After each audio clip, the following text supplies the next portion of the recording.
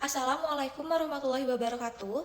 Perkenalkan, nama saya Sisca Oktaviani Suhaendi, NPM C10240014.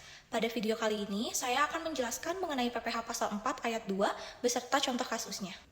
Yang pertama, di sini ada pengertian PPh Pasal 4 Ayat 2, yaitu adalah pajak penghasilan yang dipotong atau dipungut serta disetor pada penghasilan diterima atau diperoleh, dan kewajiban pajaknya dianggap selesai saat itu juga, serta penghasilan final tidak digabung lagi dalam perhitungan pajak akhir. Yang kedua, di sini ada alasan diberlakukannya PPh final. Tujuannya itu untuk menyederhanakan pemotongan, mengurangi beban administrasi, pemerataan pengenaan pajak, mendorong investasi atau tabungan, dan menyesuaikan perkembangan ekonomi.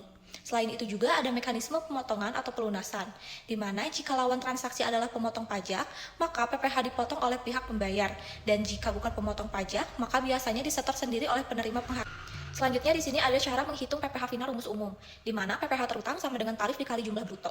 Selain itu juga ada objek PPh pasal 4 ayat 2. Yang pertama ada bunga deposito atau tabungan dengan objek bunga deposito, tabungan, dan diskonto SBI. Dengan tarif umumnya itu 20% dari jumlah bruto.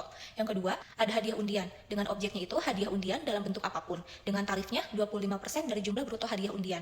Yang ketiga ada pengalihan hak atas tanah dan atau bangunan, dengan tarif umumnya 2,5% dari jumlah bruto nilai pengalihan. Yang keempat ada persewaan tanah dan atau bangunan dengan tarif 10% dari jumlah bruto nilai sewa.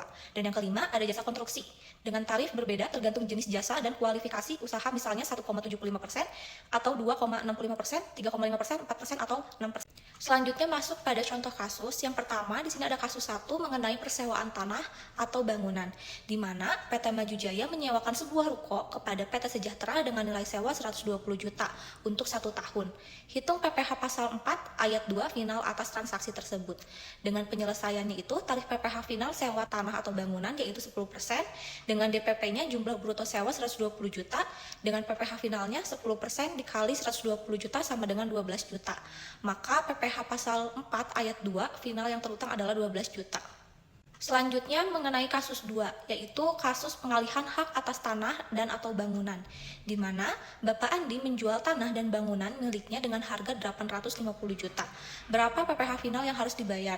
Dengan penyelesaiannya, tarif umum PPh final PHTB itu 2,5%, dengan DPP jumlah bruto nilai pengalihannya 850 juta, sehingga PPh finalnya 2,5% dikali 850 juta sama dengan 21.250.000. Jadi PPh final yang harus dibayarnya adalah 21.250.000. Selanjutnya kasus 3 mengenai jasa konstruksi, di mana PT Bangun Hebat memperoleh nilai kontrak pekerjaan konstruksi besar sebesar 500 juta.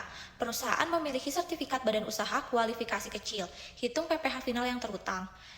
Jadi penyelesaiannya tarif pekerjaan konstruksi untuk klarifikasi kecil yaitu 1,75%, dengan DPP jumlah bruto kontraknya itu 500 juta, jadi PPh finalnya 1,75% dikali 500 juta sama dengan 8.750.000. Jadi PPh final jasa konstruksi yang terutangnya adalah 8.700.000. Yang terakhir di sini ada kesimpulan.